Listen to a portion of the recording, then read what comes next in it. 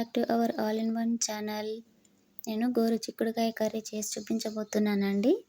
ఈ గోరుచిక్కుడుకాయను ముందుగా మనం చిన్న చిన్నగా చేసిన తర్వాత ఇందులో కొన్ని వాటర్ పోసి కడిగేసి ఈ గోరుచిక్కుడుకాయని మనం ఒక 5 to 6 minutes పాటు ఉడికించుకోవాలండి.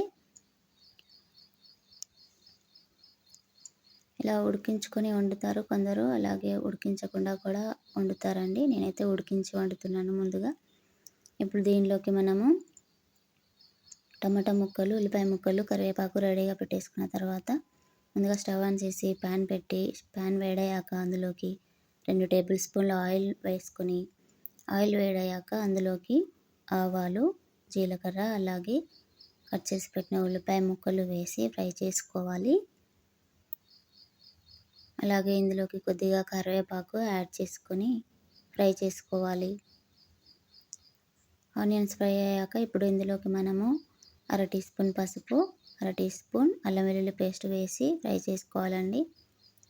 అల్లం వెల్లుల్లిపాయ పేస్టు పచ్చివాసన పోగానే ఇప్పుడు ఇందులోకి మనము ఉడికించి పెట్టుకున్న గోరుచిక్కుడుకాయని యాడ్ చేసుకొని ఒకసారి బాగా కలిపేసి మూత పెట్టేసుకొని ఒక 5 minutes పాటు లో ఫ్లేమ్లో ఉడికించుకోవాలండి.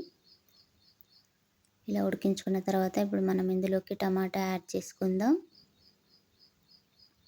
టమాటా యాడ్ చేసి ఒకసారి కలిపేసి మూత పెట్టేసుకొని టమాటా మగ్గే వరకు ఉడికించుకోవాలండి.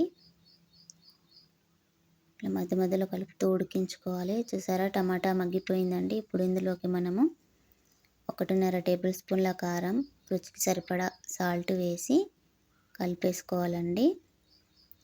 కలిపిన తర్వాత ఇందులోకి తగినన్ని వాటర్ పోసుకొని ఒకసారి కలిపేసి లో ఫ్లేమ్లో ఒక 5 minutes పాటు ఉడికించుకున్నామంటే మనకు గోరుచిక్కుడుకాయ కర్రీ రెడీ అయిపోతుందండి. సరే, రెడీ అయిపోయిందండి మనకు కర్రీ. ఇప్పుడు దీన్ని స్టవ్ ఆఫ్ చేసి మనము సర్వింగ్ బౌల్లోకి తీసుకుందాం. అంతే అండి, మన గోరుచిక్కుడుకాయ కర్రీ రెడీ అయిపోయింది. థ్యాంక్స్ అండి. Thank you for watching. Like చేయండి, షేర్ చేయండి, కామెంట్ చేయండి.